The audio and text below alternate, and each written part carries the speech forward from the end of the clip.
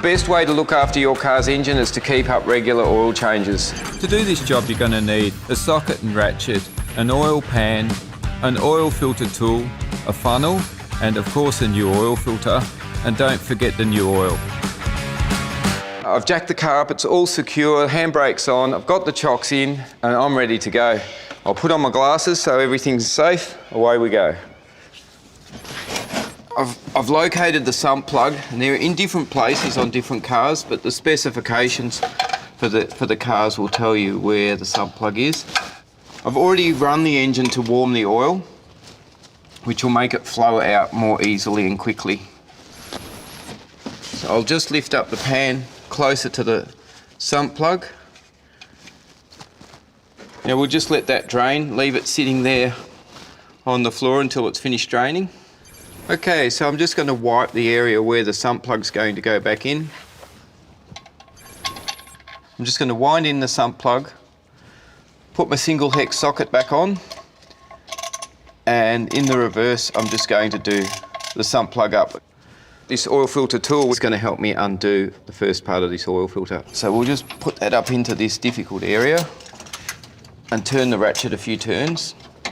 Okay, so this oil filter is almost ready to come off. I need to quickly rotate it to the vertical because the filter will be full of oil. As you can see, some oil's dripping out now. And pour the oil into the waste container. So now I'm ready to prepare the new oil filter.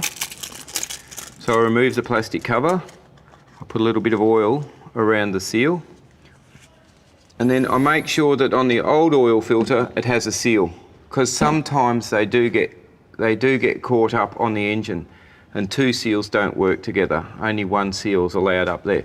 So I also just check with my finger, because I can't see the area, to make sure there is no obstructions. Just clean the area with a rag. There are no obstructions. It's all clean.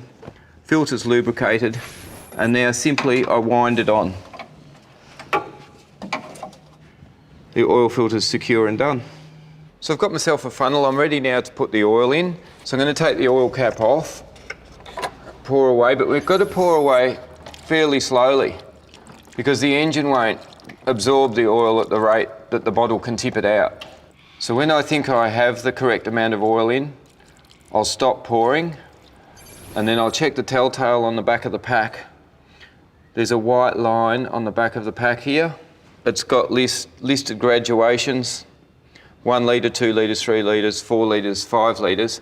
So I know that we need 4.5 litres in this car before we start it. So a little bit more to go. So just take your time here or you'll make a mess. Believe me, 100 mils of oil is like cleaning up 10 litres of mess. Now what I'm going to do is remove the funnel. I'll put my rag underneath the funnel here so I don't drip oil all over the engine. I'm going to replace the cap.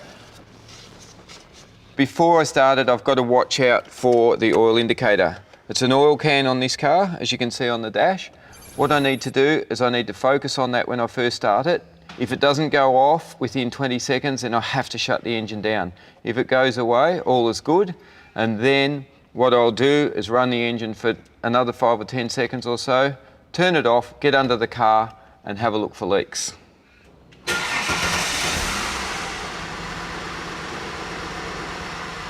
I'm happy with that. Righto, so we've run the car. Now it's time for me to have a good look and make sure that we don't have any oil leaks around the area that I've been working. So I'm just checking the sump plug now, and I'm completely happy that that's dry and I know it's secure. The oil filter is the same.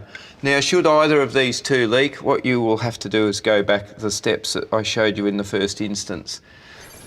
So I have the car on level ground now, so I know that the oil in the sump will be sitting as it's meant to, so I can correctly check the level.